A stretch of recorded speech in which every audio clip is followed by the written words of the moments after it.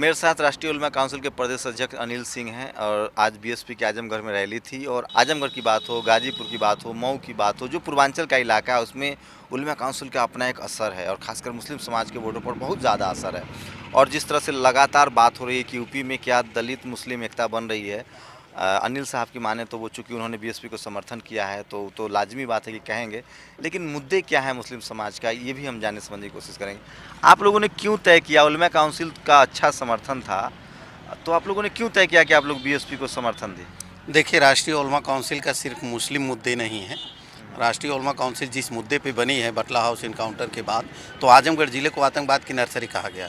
तो आजमगढ़ ज़िले में सिर्फ मुसलमान ही नहीं रहते हैं, हर वर्ग के लोग रहते हैं, हर धर्म के लोग रहते हैं। आजमगढ़ ज़िला पंडित राहुल संकीर्तन का ज़िला है, पंडित हरिओ सिंह उपाध्याय का ज़िला है। तो ऐसे साहित्यकारों के ज़िले को कलंकित किया गया।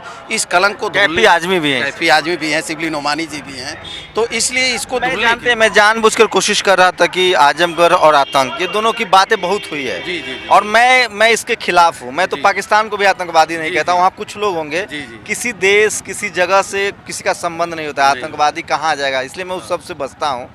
तो लेकिन आपने जिस विरासत की बात की, मैं जानता हूँ कि आजमगढ़ की धरती पर हूँ मैं, और आजमगढ़ चाहे वो कैफी साहब हों से लेकर और तमाम जिन लोगों को आपने बात की, मैं इतिहास आजकल सब लोग बता रहे हैं, सारे चैनलों पर इतिहास बता रहे हैं, मैं थोड़ा उससे दूर हट रहा हूँ क्योंकि यूपी चुनाव जब चल रहा था, जब लोकसभा का चुनाव था, तो सब लोग सारे चैनल वाले कहते थे बीजेपी की लहर है, बीजेपी की लहर है। इस बार पता नहीं सारे पत्रकारों को कोई नदी नाला दिखा रहा है, कोई इतिहास गाने दिखा रहा है। मैं सिर्फ जनता की समस्याएं दिखाना चाहता हूँ। वोट किस आधार पर जनता कर रही है? जनता की समस्या ये है कि जो 5 साल सरकार चली, इनके जो वादे रहे हैं 2012 में, सभी वादे फ्लॉप हुए हैं। दूसरी चीज़, गुंडा राज, दंगा राज, जितना दंगे फसाद आप लोग जान रहे हैं कि 617 दंगे इनके सरकार में हुए हैं।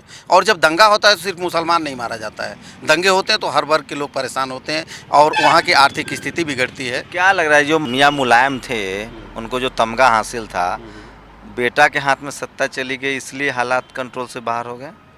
नहीं, बेटा के हाथ में सत्ता चली गई, बेटा को तो थाली सजा करके मुलायम सिंह यादव ने दे दिया था। उन्हें तो ज़मीन की हालात ही नहीं पता थी, अमेरिका पढ़ रहे थे, पढ़ करके आए, थाली सजा करके सत्ता दे दी गई। उन्हें क्या पता जनता किस हाल की है, और वादे पे वादा किए गए, वादा पूरा नहीं किए। आज जो जनता बस बीएसपी के साथ जा रही है, इनका जो लाइन आर्डर है। तो आप लोग की स्थिति तो बहुत अच्छी थी, खासकर पूर्वांचल में। हाँ। आप लोग अपने से चुनाव लड़ सकते थे, कई सीटें निकालते। हम अपने से चुनाव लड़ सकते थे, लेकिन जो हालात है, जो दादरी और बाबरी के कातिल एक हो गए, तो सबसे पहले जो हमें दिया जाता है, मुसलमान समाज बीजेपी को रोके, तो बीजेपी से हमारी कोई दुश्मनी नहीं, हम बीजेपी को क्यों रोकें? तो दादरी बाबरी के कातिल जो एक हुए हैं, तो सबसे पहले तो इन्हें रोकना था, और इन्हें रोकने के लिए सबसे बढ़िया विकल्प, हमें मजबूत विकल्प अगर दिखा तो वो बीएसपी दिखी। बीएसपी और मायावती के पक्ष में कोई एक बात जो आप लोगों को सूट करता हो? मायावती जी की हर बात हमारे लिए सूट करती है। मायावती जी ने कि जैसे हम धारा 341 पे लड़ाई लड़ रहे हैं, तो धारा 341 से 1995 में मायावती जी पहला लेटर प्रधानमंत्री को लिखी है कि जो धारा 341 के तहत मुस्लिम बिरादरियों में जो दलित समाज के लोग आते हैं, उनको भी SC/ST का दर्जा दिया जाए। जो धारा बताइए, आजमगढ़ के बहुत सारे युवाओं को जेल काटना पड़ा, अब पूरे देश में मुस्लिम समाज के युवाओं को जेल में डाला गया है, रिहाई मंच के लोग लगातार काम कर रहे हैं, आप लोग काम कर, क्या लग रहा है कि कांग्रेस ने जो काम किया था उसका खामियाजा भुगतना अखिलेश को पड़ा है क्योंकि उन्होंने गठबंधन कर लिया? नहीं, कांग्रेस का खामियाजा जो अखिलेश को भुगतना पड़ रहा हो तो भुगतना पड़ा, अखिलेश जो किए हैं उसका भुगतना पड़ रहा है। और जो हमारी बात हुई है उसको मैं बताना नहीं चाहता, लेकिन जो है कि जितनी बातें हुई हैं, जैसे अभी दंगे जितने हुए हैं, दंगे पे SIT टीम गठित होगी, उसकी जाँच कराई जाएगी। और जो बेरोजगार, सुप्रीमो ने वादा किया है, क्या वादा किया? BSP सुप्रीमो से हमारी बात हुई है कि जितने भी दंगे हुए हैं, SIT टीम गठित होगी, उन दंगों की जांच कराई जाएगी। जितने हमारे बेगुनाह जेल में हैं, उन बेगुनाहों को फिर से जांच करवाई जाएगी, अगर बेगुनाह है तो जेल से रिहा होंगे जो है।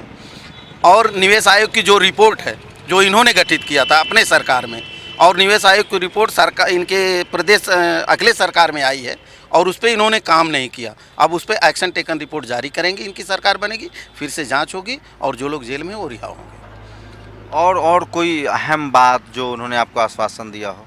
नहीं, हमें और कोई अहम बात, इस तरह की कोई आश्वासन हमने लिया नहीं, और हमें बिना शर्त का हमने समर्थन दिया। स्ट्रक्चर कमेटी की रिपोर्ट को लेकर के कोई बात नहीं हुई है। अखिलेश ने जो वादा किया था आरक्षण का, क्या लग रहा है कि वो न पूरा होने की वजह से भी उनको नुकसान हो रहा है? नहीं, आरक्षण का जो अखिलेश जी ने ये वादा किया था, तो बताइए, संविधान में 50% सिर्फ आरक्षण है। नहीं ऐसा मत कहिए, हुआ तमिलनाडु में 69% आरक्षण है, वो तो यहाँ पे 50% आरक्षण है, जिसमें 22.5% सुरक्षित दलित और जनजाति के लिए है और 27.5% ओबीसी के लिए है। तो 27%, तो वो क्या वो 18% कहाँ से ला करके देंगे? हमारा जो मुस्लिम समाज का 8.9% आरक्षण है 27% में, उसको अगर वो अलग करके देने का वादा किए होते तो उस पर कुछ बात बनती। देखिए अनिल जी की राजनीतिक समझ है अपनी एक, और लेकिन इनके साथ और भी लोग हैं, उनसे भी थोड़ी जानने की कोशिश करूंगा कि उन लोगों की क्या सोच है। आप तो युवा हैं, क्या लग रहा है, राजनीति में जाना है? चश्मा वश्मा एकदम चुलबुल पांडे लग रहे हैं आप। जी नहीं, मैं इनका बेटा हूँ। अच्छा अच्छा जी। तो पापा के साथ राजनीतिक तैयारी तो अभी से सीख रही है, जोर घटा हो रहा है? नहीं, तैयारी नहीं हो रही है। देखिए हमारे प्रदेश में सबसे बड़ी बात होती है शिक्षा।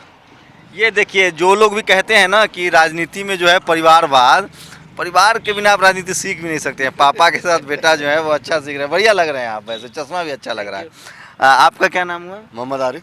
तो क्या लग रहा है कि लहर वहर कुछ चल रही है? भाई लहर वहर तो यहाँ जो कि लगभग जो 25 साल से ही है कि एक बार सपा एक बार बसपा। हाँ। तो मेरे देखने में सपा काम तो खत्म हो गया इस बार। हाँ। अब बसपा ही आएगी, क्योंकि भाई मतलब यहाँ नूरा कुश्ती इतनी चली मेहनत रही है। कर रही है, मतलब आप लोग तो एकदम स्पेस ही नहीं दे रहे हैं। बीजेपी मेहनत कर रही है, बीजेपी भी तो वही है कि वादा कर रहे हैं, वादा पूरा नहीं कर रहे हैं। उन्होंने तो ये भी कहा था कि 100 दिन पूरे होंगे तो हम स्विस बैंक में जो काले धन बंद है जमा है उसको हम वापस लाएंगे। लेकिन टीवी पर और अखबार में तो साफ बीजेपी की सरकार टीवी अखबार पे तो अब टीवी चैनल के लोग जाने की, केवल अगर टीवी खोलते हैं तो मोदी जी, जैसे उस वक्त था कि मोदी हर हर मोदी घर घर मोदी, तो घर घर मोदी के बाद क्या हुआ? जो ये नोटबंदी की है, नोटबंदी में कितने पूंजीपतियों का नुकसान हुआ?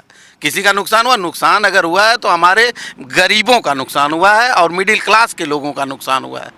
आपको क्या लग रहा है, क्या मुद्दा है इस बार चुनाव में और कैसा लग रहा है? क्योंकि आप लोग नेताजी के साथ हैं तो नेताजी की तरफ आप लोग ईमानदारी से बोलिए। देखिए जानते हैं राजनीति तब सुधरेगी जब नेताजी के सामने ही नेताजी का विरोध हो, तब जाके थोड़ा हालात सुधरेंगे। नहीं तो नेताजी लोग ना एक ही तरह की बात सुनने के आदी हो गए, सब उनके मुंह पर अच्छा अच्छा बोलेंगे, नेताजी को लगता है कि सारी जगह अच्छी हवाएं चल रही है।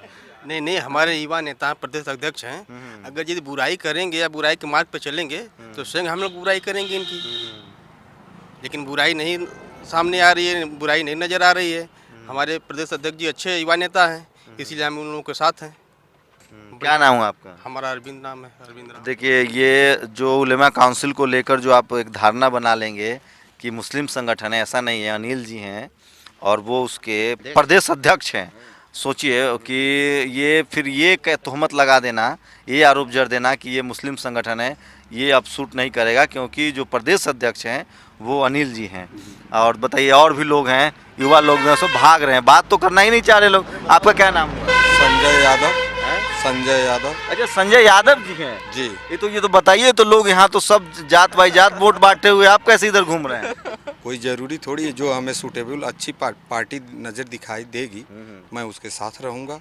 जो विकास का काम करे, शिक्षा पे ध्यान दे, हर चीज़ों पे ध्यान दे, मैं उसके साथ।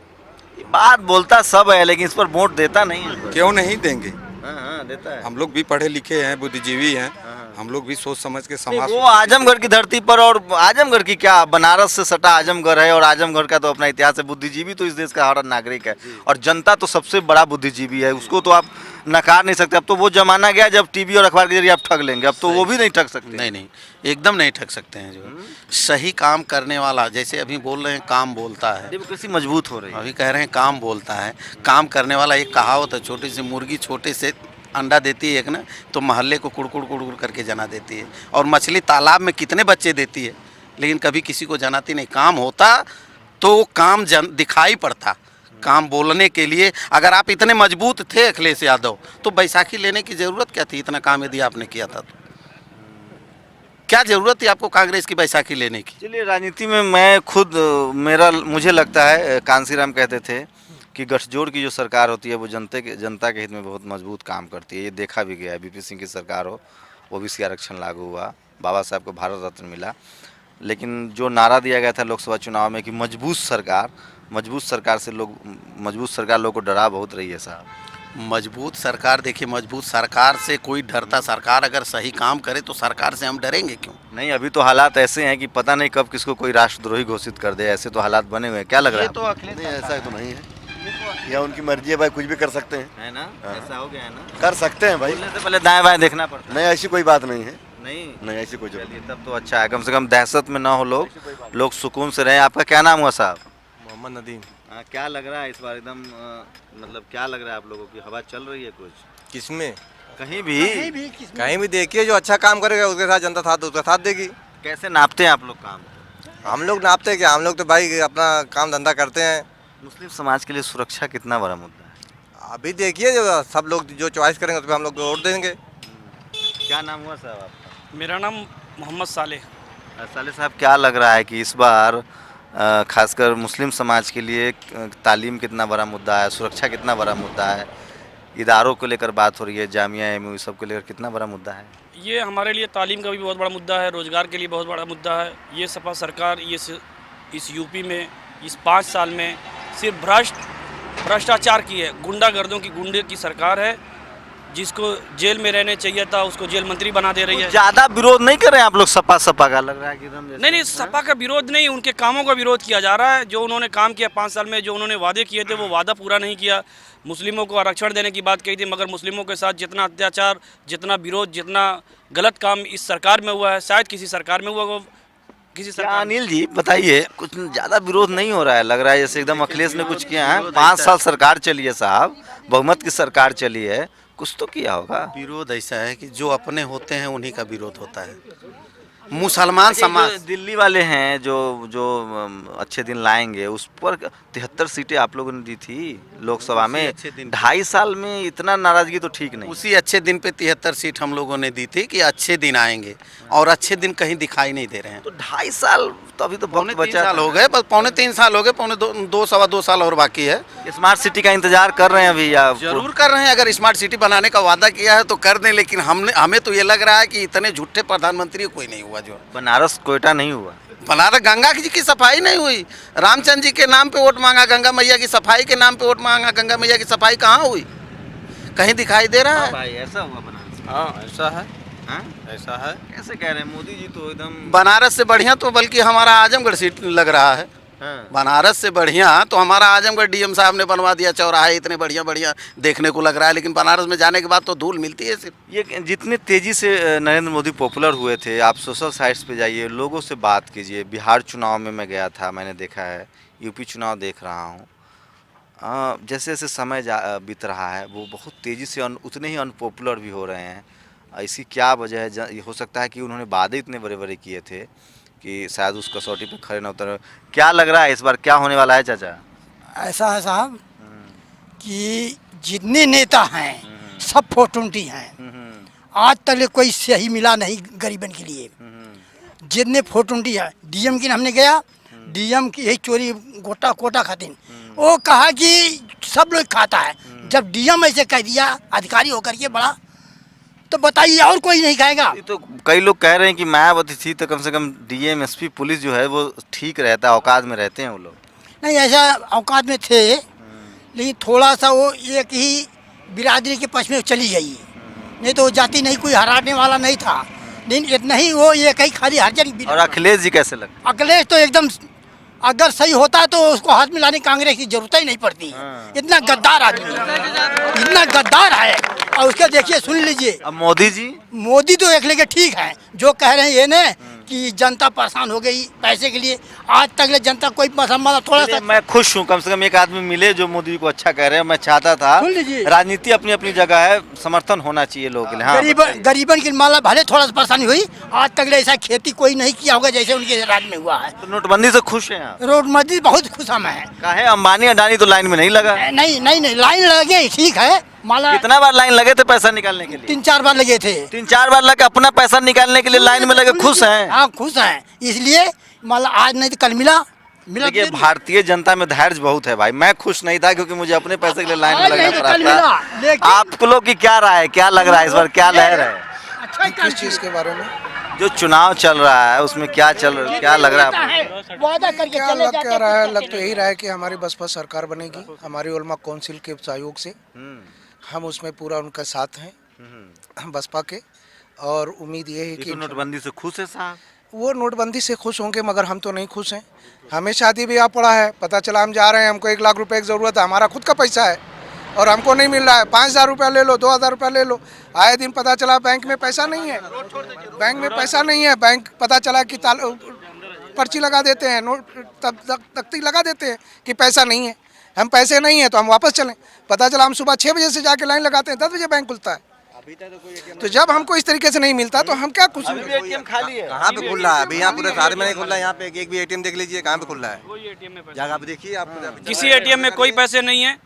अगर जिसके पास काफ़ी शोर्ट होता है तो आदमी जाता है तो 10-5 हज़ार रुपये इसको शादी ब्याह, बहुत ऐसे चांस आए कि आदमी, हमने ऐसे देखे हैं जिनकी माँ गुजर गई, वो आखिरी शमशान जाने के लिए उनके पास पैसे नहीं, वो बेचारे रो रहे हैं। बैंक मैनेजर का पैर पकड़ करके बैंक मैनेजरों ने अपने जेबे से पैसा निकाल करके उनको दिया ताकि उनका आखिरी रस्म अदा किया जाए। तो देखिए, ये आजमगढ़ की धरती है। छठे दौर में यहाँ मतदान है। यहाँ से जो हवा चलती है वो दूर तक पहुँचती है। यहाँ से जो कलम की ताकत निकली है ना, वो उसने देश दुनिया में अपना नाम रोशन किया है। यहाँ दर्द भी बयां हुआ है, यहाँ खुशियाँ भी यहाँ से बयां हुआ है। तो ये आजमगढ़ की धरती है। यहाँ से जो बातें निकलती है वो दूर तक जाती है। आप सब समझदार हैं, आप समझिए कि जो लहर बनाने की कोशिश हो रही है और जो लहर चल रही है, दोनों आपके सामने है। अब आप फैसला कीजिए और जनता का फैसला 11 मार्च को आएगा, तब तक आप इंतज़ार कीजिए। कैमरामैन विनोद के साथ शंभू कुमार सिंह, नेशनल दस्तक, आजमगढ़।